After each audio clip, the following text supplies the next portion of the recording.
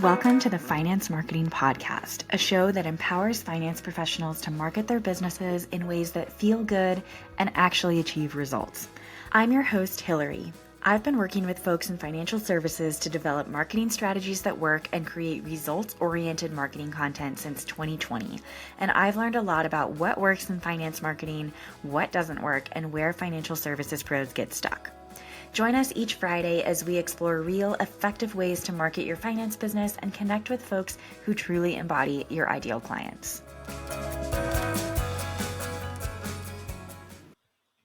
This week, I had a truly delightful conversation with Larry Sprung, founder and wealth advisor at Mitlin Financial, Inc. Larry is also the author of the Amazon best-selling book, Financial Planning Made Personal, and host of the Mitlin Money Mindset podcast.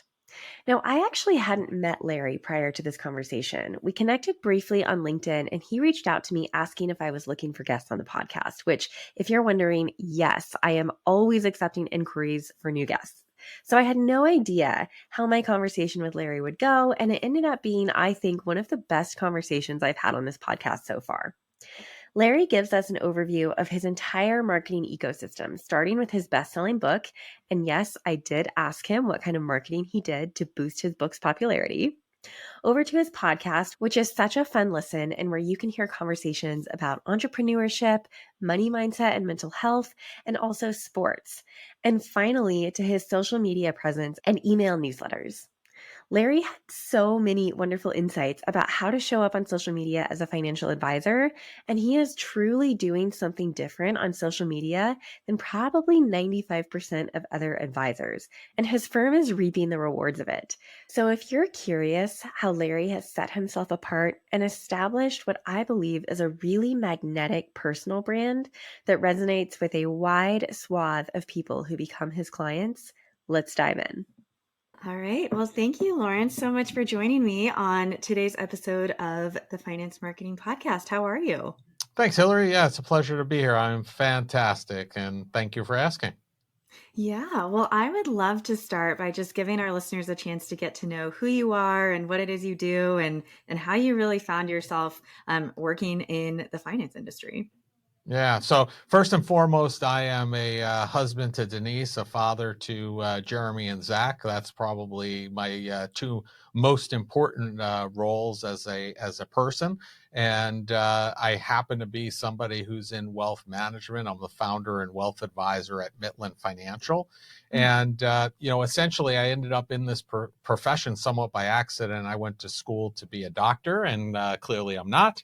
I found my passion was not in healthcare very early on, thankfully, after my freshman year.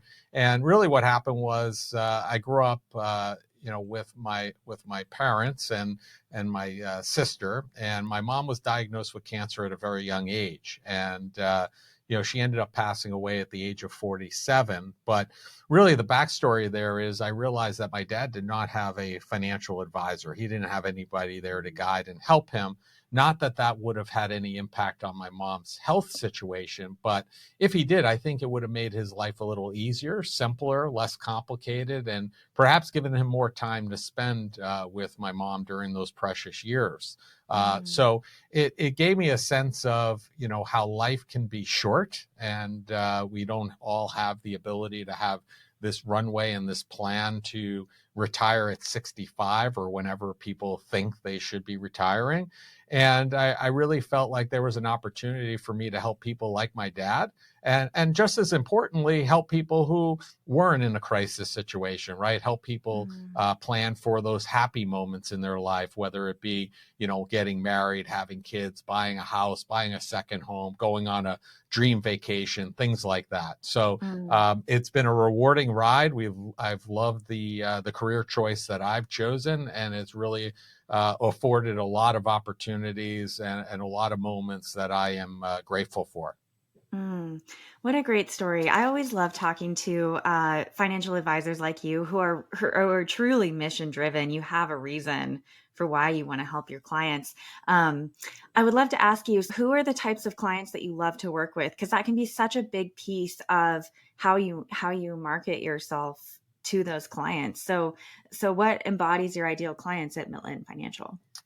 Yeah. So ideally for us, we don't have any firm minimum. We don't have any hard minimum there. In terms of the families we serve, first and foremost, we're looking for good people. We want to work with families that understand and value financial planning and have the ability or the need or want or desire to have almost like a personal or family CFO that's helping guide them through their financial life to hopefully avoid making mistakes, do things more smoothly, and of the such. We don't have, an ideal avatar in terms of kind of what their look and feel is. I would say a lot of the families we serve gravitate to a lot of entrepreneurs, also business owners to some degree, and that takes several different formats. But first and foremost, we're looking for people that we're a good fit for, that they have issues and concerns that we have experience in solving, that we're going to be able to help them through that process. Because if they have an experience or a need that we don't have experience solving, then that's going to be an opportunity for us to perhaps introduce them to somebody else that has that experience, because they wouldn't necessarily be a good fit for us. Well, I really love that. And what really stuck out to me is you like to work with clients who are participative in the process, right? They like to be involved in their financial It's their decisions. money. It's their money, right? Exactly. And you need clients who are going to take the actions that you recommend, right? You can't always do the actions for them, right? So, I don't think you ever can, I don't. and Yeah. if you do, there's no buy-in there, which makes it a pretty unsuccessful venture, I think. Absolutely. So let's dive in a little bit into your marketing ecosystem. And, before I hit record, you were telling me that you have a very multi-pronged approach, which I'm excited to dive into. So give us the kind of 30,000-foot view. What are the efforts that you put into your own marketing?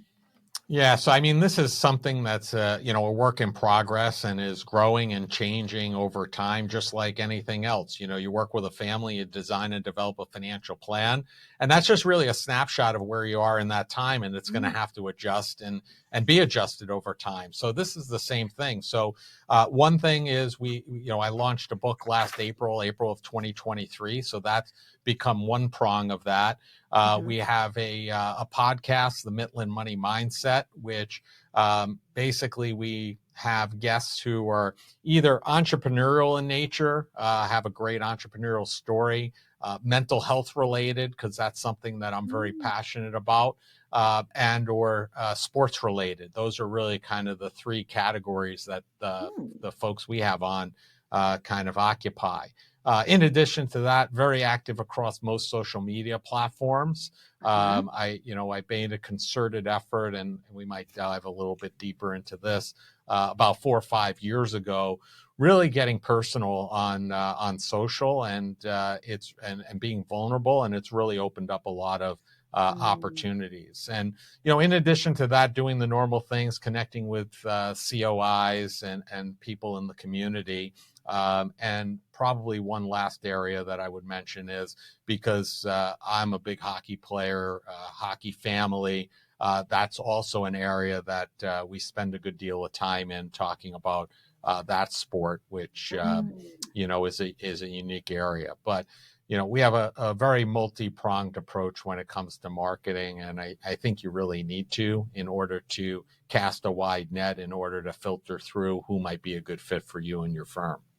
Totally. And to give people multiple ways to communicate with you, right? If they listen to a podcast episode and they see, oh, they're also active on Instagram or LinkedIn or whatever it is, I think that kind of helps to build that trust a little bit subtly. Like, okay, this is a real person. I like this person, things like that. Okay, so let's actually start with your book then. Tell me about your book. Writing a book is not something that you just wake up one morning and say, I'm going to write a book, and then you do it and it happens.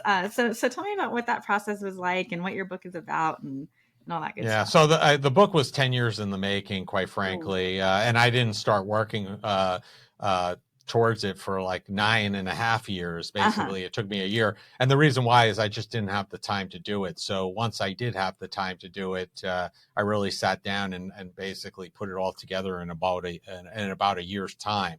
But the name of the book is Financial Planning Made Personal.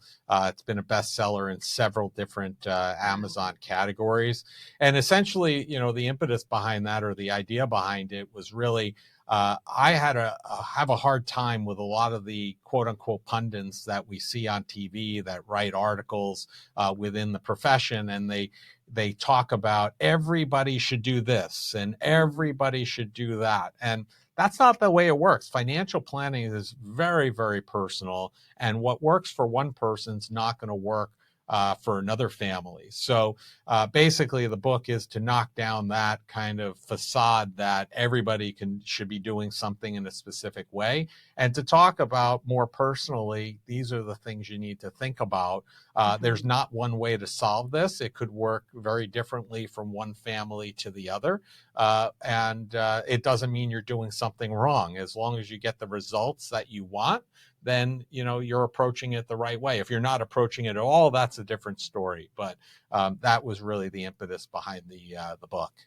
Oh, wow. Well, you've sold me. I'm going to be ordering it as soon as Oh, we thank hang you. up. It sounds great. Now, can you give us a little bit of insight into how the book ended up on some bestseller lists? Because one, it sounds like a great book in and of itself, but there's lots of great books out there that don't end up on bestseller lists. It takes some effort to get Yeah. it out there and to market it. So what did you do there?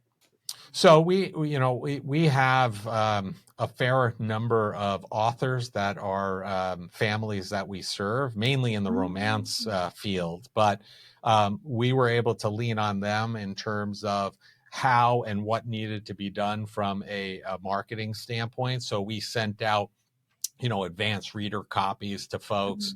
Mhm.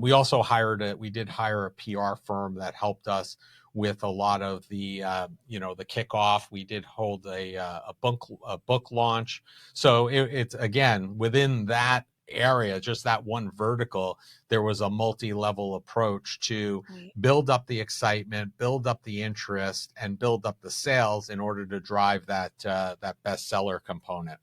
Mm. And I know this it's difficult to draw hard conclusions here, but what do you feel like having a book published on the bestseller list has done for you and your brand?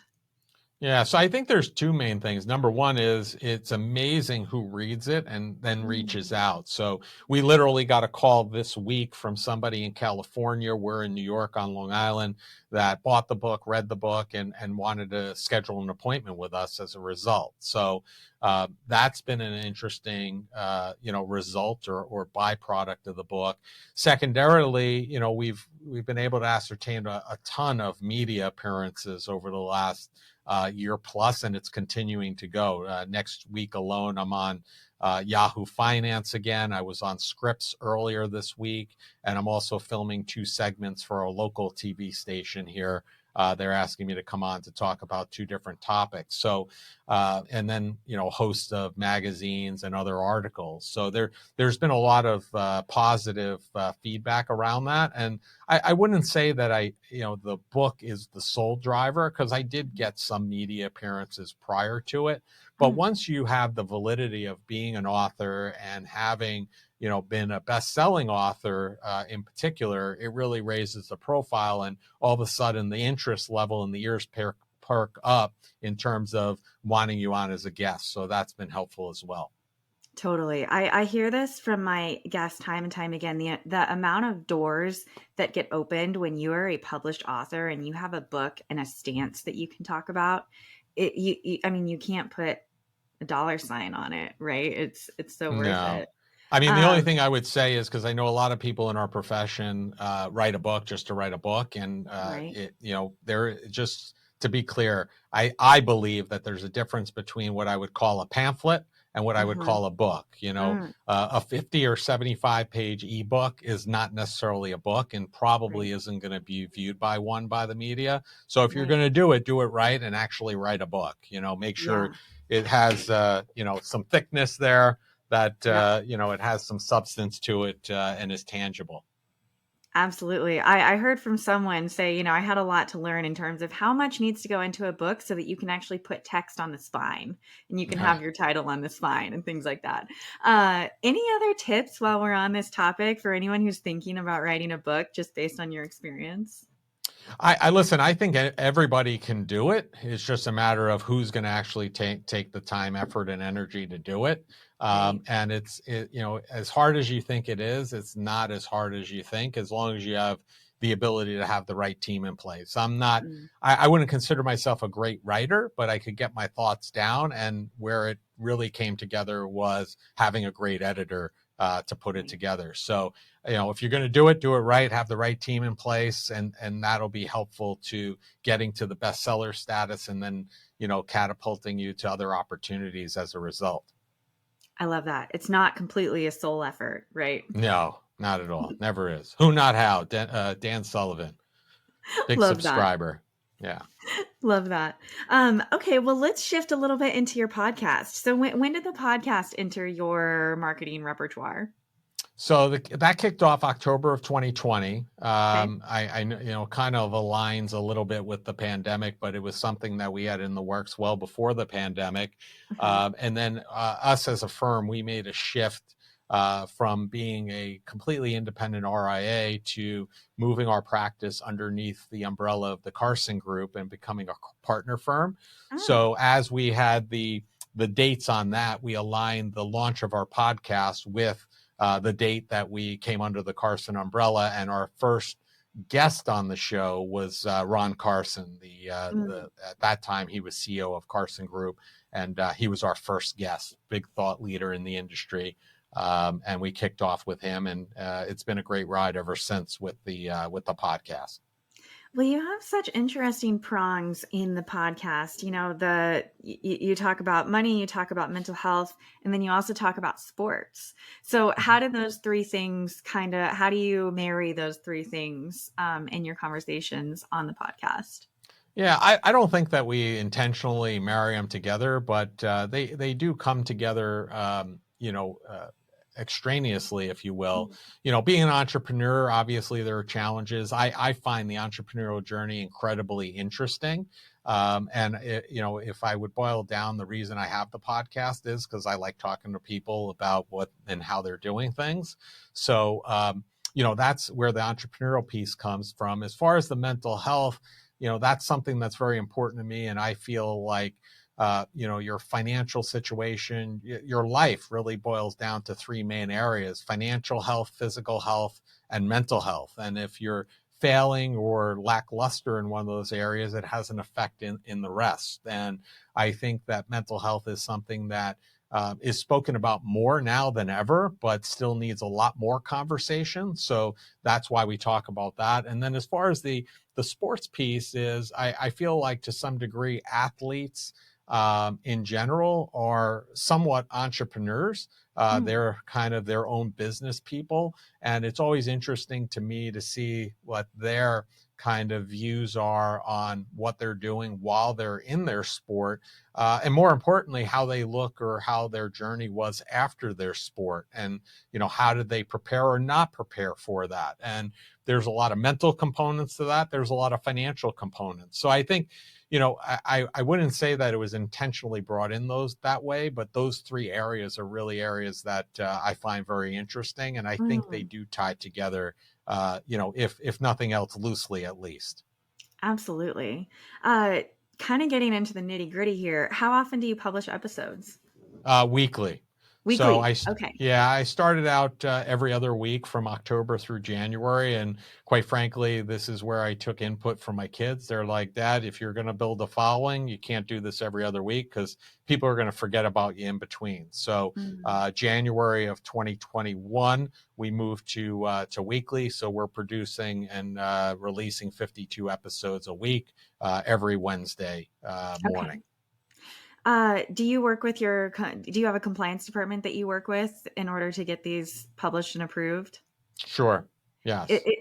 Can you talk to me a little bit about that process? I know that's been a challenge for some other advisors that I've talked to, especially in producing a higher volume, like weekly episodes as opposed to Mhm. biweekly. What has that been like? So number one is if you have, if your FINRA license, you have your Series 7, for example, get rid of it. You don't need it. Mm. It's antiquated. There's no reason to have it. Figure out how to go RIA only. Your life will be much better if you're able to do that and figure out a way to do that in so many ways. One in particular is when you're looking to produce content. So we have the luxury. I dropped my FINRA affiliation 10 plus years ago, back in 2011. So we've been RIA only since. So that eliminates a lot of complexity when it comes down to the compliance review. And then secondarily, I would say, build a good relationship with your compliance people. I've heard the same things over my 20 plus years in the profession. Business prevention department. Well, it's only the business prevention department if that's what you think they are and that's what you want them to be. But I'll give you a perfect example. Happened right before I hopped on this with you. I wrote an article for CNBC, an op-ed piece. And I wrote to the editor and I said, hey, here's the op-ed. Let me know if I need any changes, or if it's good, I'll submit it to compliance and get it approved before you, put it live. He emailed me back.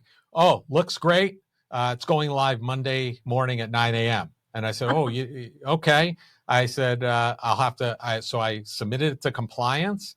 Literally 10 minutes later, it was approved. I sent a note into the compliance person. I said, hey, I know I normally don't do this, but I need it approved right away. Got it approved in 10 minutes. Typically with our podcast, luckily we are recording and then usually publishing 2 to 3 months out. So we do have a lot of lead time there, but there is editing and production that needs to be done.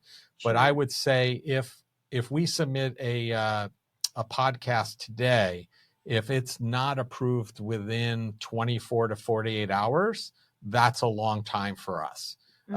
So I would say, build that relationship with your compliance team. Right. Number one, maybe number two. Number one is get rid of the FINRA. I know I was ingrained for a long time thinking I needed it and it was helpful, but it's actually more harmful than good for you if you want to do a lot of marketing like is discussed on your podcast and like I'm discussing today. I've never heard anyone say this before. So what a great little tidbit here. I really appreciate you bringing that up. Anything else you want to say about the podcast? And then I'm going to ask you about social media.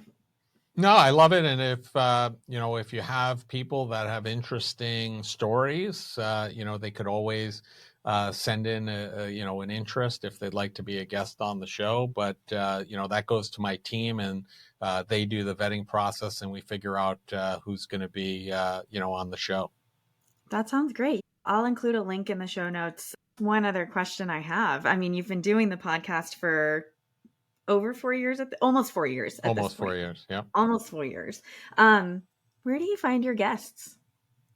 Yeah. So some of them find us. And many more we find on our own. We look for people with interesting stories, and we reach out to them, and you'll be surprised. I've had some conversations with, former NFL players, former NHL players.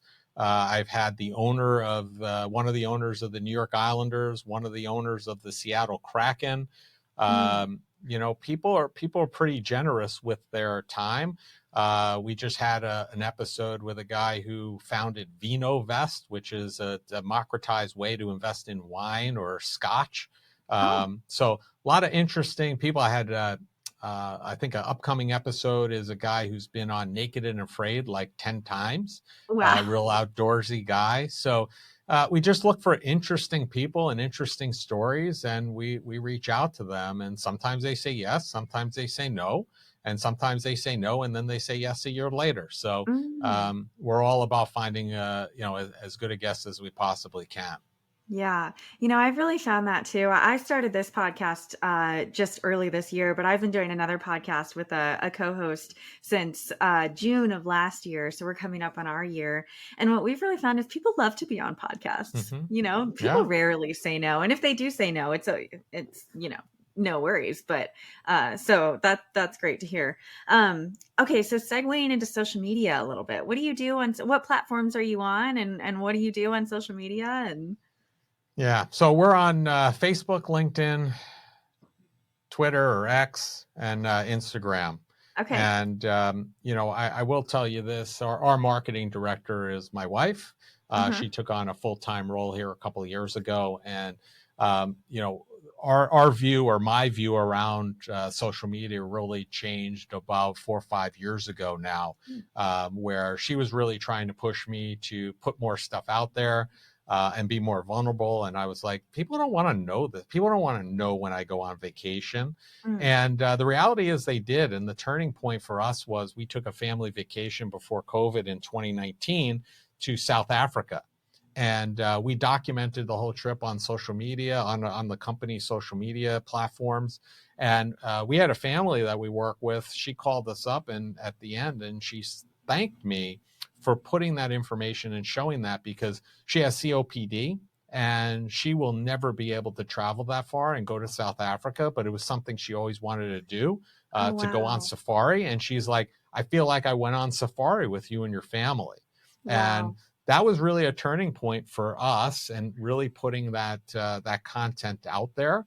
And Mm-hmm. I will tell you, it is, I think it's been the biggest game changer that we've had in the last 4 or 5 years, because what we've seen now is people are coming to us and inquiring about working with us. Mm-hmm. And it's not like when I started in the business, where we had to do 3, 4, 5 meetings to get to the point where they felt trusting enough to turn over their assets and their planning to us. It's happening so much more quickly, because they walk in here or we hop on a Zoom, they know who I am. They know more about me than sometimes maybe I even know. Right. But they know where I've been and what I've been doing. I'll share with you, just recently we did an event for the families we serve. We did a luncheon, and one of the families, the husband came up to me and he goes, man, he goes, I love following you. He goes, I love seeing. He goes, I'm not. He goes, I'm not a big social media guy. He goes, but I will tell you this. Sometimes I log on to Facebook just to see what you were up to, or Wow. if you show me that you're at your son's hockey game or something. He goes, I'll log in to see if they won or lost. He goes, I'm so vested, and I think that that's the example, and that's what I didn't realize prior to 2019, Right. and has been a huge game changer for us. And I'll share one other story. So we had a new prospective client, that new prospective family that reached out to us, that was referred to us by another family.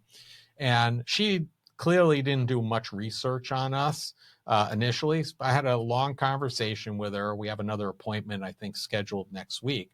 But immediately after we hung up the phone on that conversation, I got notification that she downloaded the 2 free chapters of our book. She downloaded our joy guide. She then subscribed to our YouTube channel. She Mm-hmm. made a comment on our YouTube channel this week. So, it's like, she didn't do it in advance, but now she was doing all that. And if you don't have that, and if you're not there, I think you're really hindering yourself, because you're not giving people an opportunity on their own timeline to Mm-hmm. learn about you and figure out who you are, and what you're really all about. Right. And this goes back to what I was saying at the beginning, is having all these different options of touch points for people to learn about you and to see you showing up. I think it's so powerful. So those are really great stories. Has there been any downside to getting vulnerable on these social media platforms? So, I mean, the only downside is, and I think it's a combination of being on social and being more out there in terms of in the media and whatnot. There are trolls. There are people Mm. that are miserable and they like being miserable, and they want to try to make you be miserable too. And I think that you just have to have the proper perspective in terms of how you view that. Now, the way I view it is, if you don't have trolls, then you haven't made it yet. Because if you've made it, you got trolls in one way, shape, or form. So, listen, you just got to deal with it in the way that works for you. But you just have to be comfortable enough in knowing that you can't let them take you down. There are people that are going to be miserable. Let them be miserable. They don't have to bring me down, and they don't have to be a family that we work with either. So that's probably the only downside, if you want to call it that we've seen. I really love that kind of reframe perspective. That means you've made it. It reminds me of something my dad always says. He's a CPA, and he always says, if you have a large tax bill, that just means you made a lot of money that year. There you go. Right. It still sucks, but you made a lot of money. It Yeah, still I sucks, but agree. it could be worse. I just love this notion of showing up as a human in your marketing, because that's what people want to work with. Of course, they want to work with somebody who has the financial expertise and who has the right licenses and things like that. But so many financial advisors have that, I would say most. And so people want to work with humans that they connect with. And it sounds like you're just really doing a great job of that. Yeah, I mean, listen, the most engagement we get is all totally on the personal stuff. If we Right. put things that are financially related, people don't care. Where Right. we get the engagement is really on those personal items that we put up about our family. If we go to Disney, that gets a lot of engagement. Picture of me and my wife on a plane going gets a lot of engagement. But again, I think that having the license and the knowledge and et cetera, that's table stakes. If you're in business and they can check that on broker check or with the IARD, they can see if you have those credentials, CFP, whatever those credentials may be. But beyond that, at the end of the day, people want to know that they're working with somebody that they know, like, and trust. And this is a way for them to kind of sort through that and figure it out. Yeah. One other thing I want to ask you about, and then we'll kind of wrap up here. I heard you say that somebody downloaded your Joy Guide, so it sounds like you have a lead magnet that people can download. Do you do any email marketing with an email list? So we have an email list. Basically, we generate a newsletter weekly that essentially has a couple of components to it. It usually gives a quick overview of what happened in the markets the week before, what we foresee in the markets for the week to come.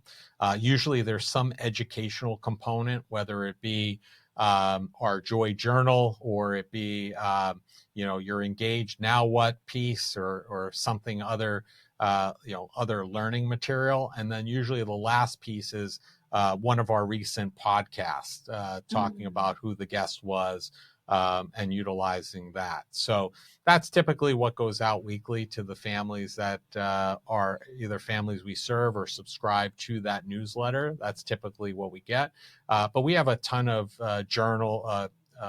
workbooks, journals, guides on our website that people are free to download, and we get their information that way. We make it very easy. Name, email, that's it. Make it as easy as possible for them to learn more. Well, Lawrence, it sounds like you're doing so many things right. I know at the beginning you said it's all an experiment, things are always changing, and I think that when it comes to marketing, that's kind of how it always is going to be. And it just sounds like you're doing so many things right. So, if you could go back to the beginning of your firm and put one thing in place as your foundation, this is my final question that I like to ask. What one piece of advice do you have for the new financial advisor who's starting out on their own and wants to do some really impactful marketing, but can't do all the things yet?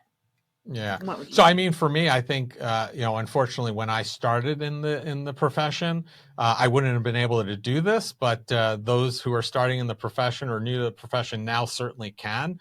I would lean into that social media piece. It wasn't in existence really when I started, but I will tell you, probably definitely one of the mistakes I made was not leaning into it earlier, because we've seen a lot of results from that. So if you're new and it's also an area that there's really no cost to it unless you want to start boosting things and kind of testing things out, which again, there's not a huge monetary investment there either. So I think it's the easiest way to gain a following, get people to know you, like you, trust you, but at the same time, be prepared. It's going to take a little while for that, the fruits of those labors to start showing themselves, right? The old adage, the best time to have planted a tree was 20 years ago. So you have to think about that in that regard. I don't think it'll take 20 years, but it will take a couple, and you have to commit to it and continue to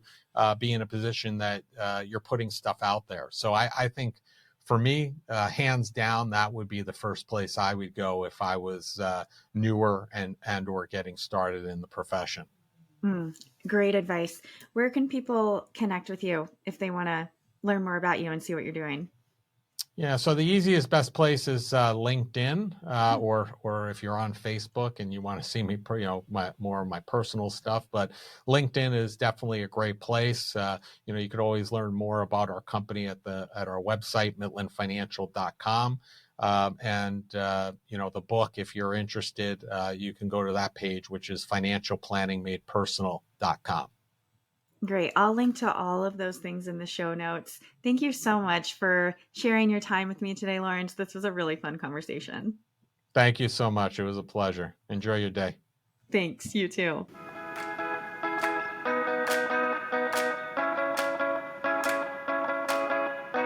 Thank you so much for joining us on this episode of the Finance Marketing Podcast. If you're eager to market your business in a way that feels good and actually gets results, sign up for the Finance Marketing Podcast newsletter in the show notes so you never miss another episode. If you liked what you heard today, please be sure to subscribe to the show on your favorite listening app and leave a review on Apple Podcasts. We'll see you back here next Friday.